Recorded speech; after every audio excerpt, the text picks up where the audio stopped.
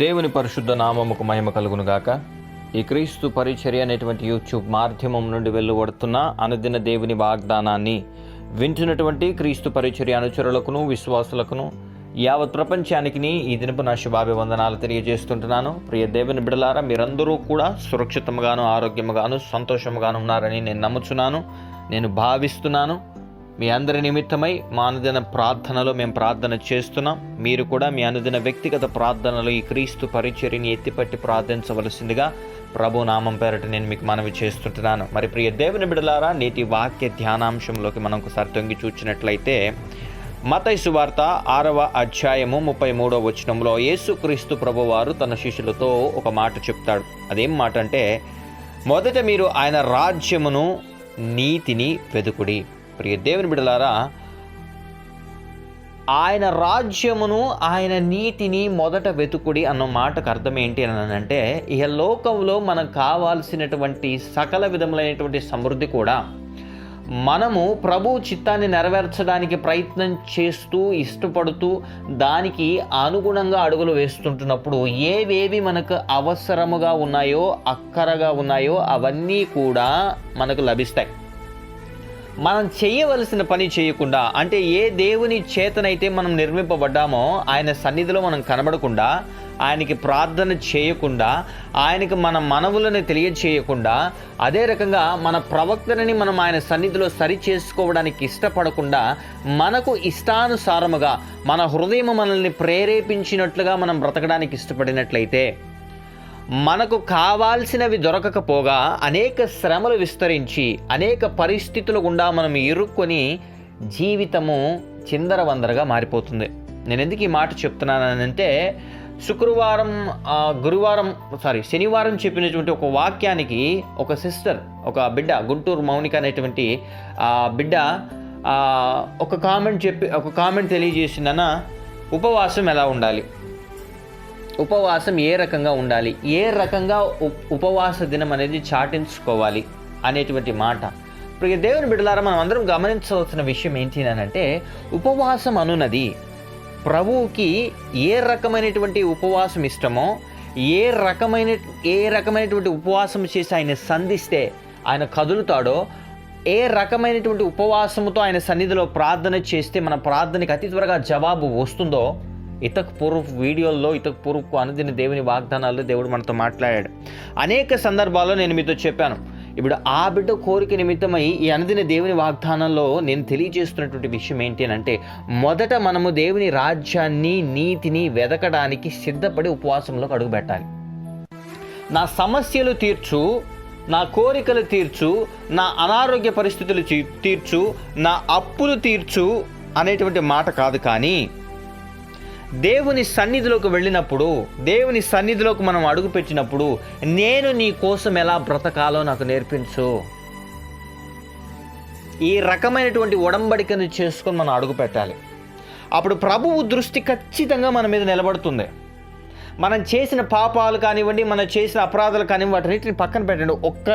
ఒక నిమిషము ప్రభు మనల్ని కేంద్రీకరించి మనం ఏడుస్తున్న ఏడుపును గమనించాలి అని అంటే, ఆయన సన్నిధిలో మనం మోకరించయ్యా, నీ కోసం నేను ఎలా బ్రతకాలో, నీ కోసం నేను ఎలా నడవాలో, నా ప్రవర్తన శైలిని నీ కోసం నేను ఎలా మార్చుకోవాలో నాకు నేర్పించు ప్రభు అని నీవు అడిగినట్లయితే, తక్షణమే ఆయన నీ ప్రార్థనకి జవాబును అనుగ్రహిస్తాడు.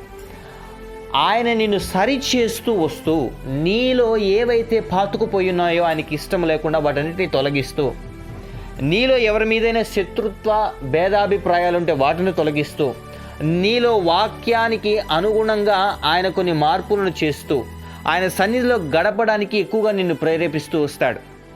ఆ సందర్భాల్లో నీకు కలిగినటువంటి పరిస్థితులు ఏవైతే ఉన్నాయో, దేవుని సన్నిధిలో నీవు విడమర్చి చెప్పుకోవాలనుకుంటున్నటువంటి పరిస్థితులు ఏవైతే ఉన్నాయో, వాటన్నిటినీ నువ్వు ఆయనకి మనసారా చెప్పుకోవచ్చు. ఉపవాస దినానికి ఉన్నటువంటి ప్రత్యేకత ఏంటి అని అంటే, మన ప్రవక్తను అది సరిచేస్తుంది. దేవుని సన్నిధిలో మనం గడిపే తీరును మారుస్తుంది. దేవుణ్ణి కలుసుకునేటువంటి కోణాన్ని మారుస్తుంది.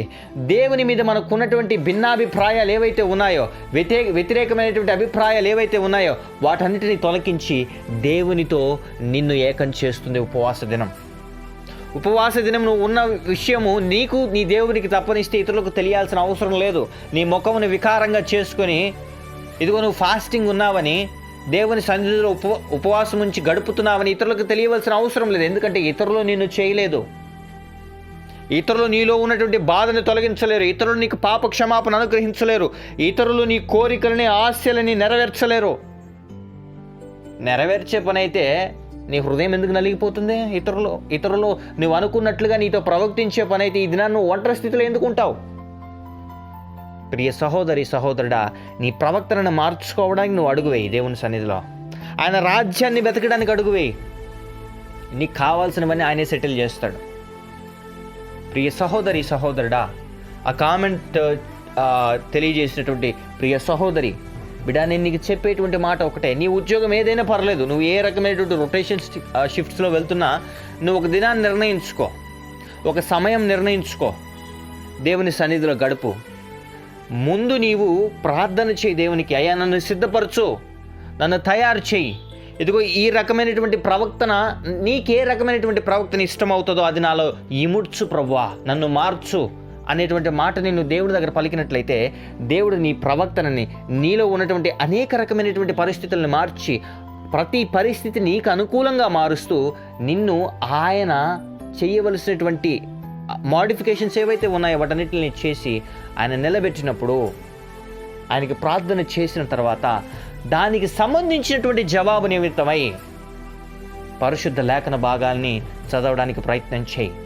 దేవుడు ఖచ్చితంగా వాక్యం ద్వారా నీతో మాట్లాడతాడు, నీ హృదయాన్ని ప్రేరేపిస్తాడు. నువ్వు దేని నిమిత్తమైతే ఎక్కువగా ప్రయాసపడుతున్నావో, దేని నిమిత్తమైతే దేవుని సన్నిధిలో గడపడానికి ఎక్కువగా ఇష్టపడుతున్నావో, ఖచ్చితంగా దేవుడు దాని నిమిత్తమైనటువంటి జవాబుని నీకు అనుగ్రహిస్తాడు. ప్రియ సహోదరి, ఈ రకమైనటువంటి ఆలోచన ఎంతమందికి ఉందో? కోరికల నిమిత్తమయ్యే దేవుని సన్నిధికి వెళ్ళడం తప్పు కాదు, కానీ మన ప్రవక్తను సరి చేసుకోవడానికి కూడా దేవుని సన్నిధిలో మనం ఎక్కువగా గడపాలి. ఈ దినాల్లో, ఈ లెంట్ సీజన్స్లో చాలా అందరూ కూడా, అంటే ప్రతి ఒక్కరు చేసేటువంటి పనే నేను చెప్తున్నాను, ఉపవాసం ఉంటారు. ఉండడం తప్పు నేను అనట్లేదు. ఈ 40 దినాలే ఉపవాసం ఉండాలనంటే కాదు.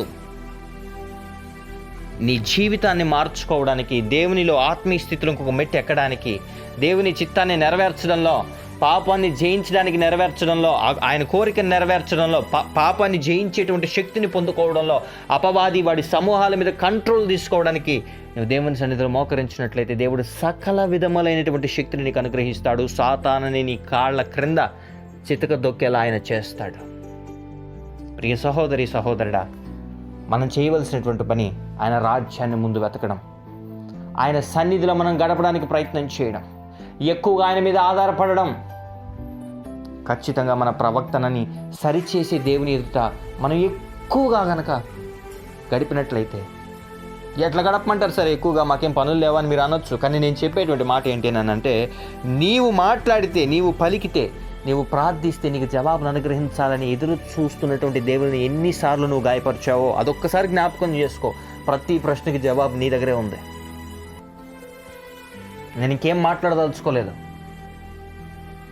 ప్రియ సహోదరి సహోదరుడా, మనలో మార్పులు చేర్పులు జరగాలి. దేవుని సన్నిధిలో మనం గడిపే విధానం మారాలి. దేవుని సన్నిధిలో దేవుని వాక్యాన్ని ధ్యానించడంలో ఇంకా నిలువెచ్చని క్రైస్తవ స్థితిలో మనం ఉండే వారంగా ఉండకూడదు. మన స్థితి మారాలి అంటే దేవుని సన్నిధిలో మనం చప్పట్లు కొట్టండి అంటే సిగ్గు, చేతులైతే హల్లెలూయా చెప్పండి అంటే సిగ్గు. ఎవరైనా నన్ను ఏమైనా చూస్తారేమో. నీ హృదయానికి గాయం కలిగినప్పుడు నువ్వు ఎక్కి ఏడ్చిన ఏడుపు ఎవరో వచ్చి చూడలేదు, నీ దేవుడే నిన్ను చూచాడు. కాబట్టి ఈ దినానికి నువ్వు సజీవ లెక్కలో ఉన్నావు, ఈ వాక్యాన్ని వింటున్నావు. సహోదరి సహోదరుల, జీవితం అంతా అలిసిపోయి ఫెయిల్యూర్స్తో నిండుకొని పోయినటువంటి నీ స్థితిని చూచి మనుషులు వెగతాళం చేస్తుంటే ఇప్పుడు ఏ మోకాళ్ళు దేవుని సన్నిధిలో ఎట్లా నీ జీవితం మారదో నేను చూస్తాను. నన్ను నిలబెట్టిన దేవుడు గొప్పవాడు, సజీవుడు, ఆయన నామాన్ని నేను ప్రకటిస్తున్నాను. నీ జీవితం బాగుపడడానికి అనేక అవకాశాలని నువ్వు మనుషులకు అనుగ్రహించుంటావు. ఒక్క అవకాశాన్ని దేవునికి అనుగ్రహించి చూడు. ఆయన చిత్తాన్ని నెరవేర్చడానికి అడుగు వేసి చూడు. ఆయన రాజ్యాన్ని వెతకడంలో ప్రయత్నం చేసి చూడు. ఖచ్చితంగా నీ జీవితంలో ఫలాభివృద్ధిని నువ్వు చూస్తావు. కాబట్టి అటువంటి నిశ్చలమైనటువంటి మనసు దేవుడు నీకు అనుగ్రహించి ఆయన చిత్తాన్ని నెరవేర్చు, వారసుడుగా వారసురాలుగా నిన్ను నిలబెట్టి భద్రపరిచి కాపాడునుగాక. ఆమెన్. ప్రార్థన.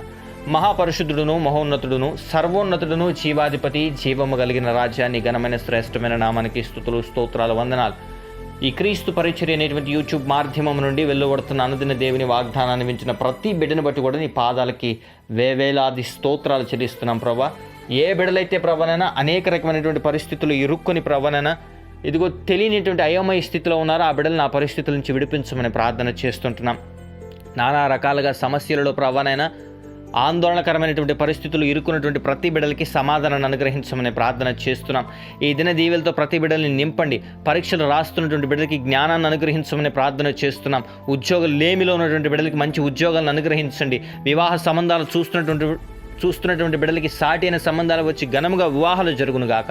అప్పుల బాధలు అనారోగ్య పరిస్థితుల్లో ప్రవణ తీవ్రమైన ఒత్తిడికి గురవుతున్న ప్రతి ఒక్క ప్రార్థనకి నీవు జవాబును అనుగ్రహించమని ప్రార్థన చేస్తున్నాం. ప్రతి ఒక్కరు నీ సన్నిధిలో నిందారహితులుగా గడపగలిగేటువంటి గొప్ప భాగ్యాన్ని బిడ్డలకు అనుగ్రహించమని ప్రార్థన చేస్తున్నాం. ఈ దిన దీవెలతో ప్రతి బిడ్డల్ని నింపి నడిపించండి. పరీక్షలు రాసి ప్రతిఫలాల కోసం ఎదురు చూస్తున్నటువంటి బిడ్డలు కూడా మంచి రిజల్ట్స్ వచ్చి ఘనమైనటువంటి స్థితిలో బిడ్డలు ఉండలాగని సహాయాన్ని అనుగ్రహించమని ప్రార్థన చేస్తున్నాం ప్రభావ. ఎంతమంది బిడ్డలైతే ఈ దినాన వివాహ దినాలు, జన్మదినాలు, బ్యాప్టిజం డేస్ జరుపుకుంటున్నారో బిడ్డల తలల మీదకి ఆశీర్వాదాల దీవెనలు కుమ్మరిస్తున్నాం. విడిపోయినటువంటి స్థితిలో ఉన్న కుటుంబాలు తిరిగి కట్టబడును గాక. భార్యాభర్తలైనను, అన్నదమ్ములైనను, రక్త సంబంధికులను, తల్లిదండ్రులు, బిడ్డలైనను వారి కుటుంబాల మధ్య సమాధాన సంతోషాలను ఐక్యతను కలిగించండి. విదేశాల్లో ఉన్న మా ప్రియ బిడ్డలను జ్ఞాపకం చేసుకోండి. విదేశానం కోసం ప్రయత్నం చేస్తున్న ప్రతి బిడ్డను ఆశీర్వదించి భద్రపరిచి కాపాడమని ప్రార్థన చేస్తున్నాం. తీవ్రమైనటువంటి అస్వస్థతతో అప్పులతో ఉన్న వారి గురించి ప్రార్థన చేస్తున్నాం. సంపూర్ణమైనటువంటి ఉపశమనం ఆ పరిస్థితుల నుండి బిడ్డలకు అనుగ్రహించి నీ గొప్ప స్థితిలో నిలబెట్టమని స్తుతి ఘనత మహిమ ప్రభావాలు నీకే ఆరోపిస్తూ యేసయ్య అతి పరిశుద్ధమైన నామముని ప్రార్థన విన్నపములు అడిగి పొందుకుని ఉన్నాం మా ప్రియ పరలోకపు తండ్రి. Amen, amen, amen. Praise the Lord. May God bless you all.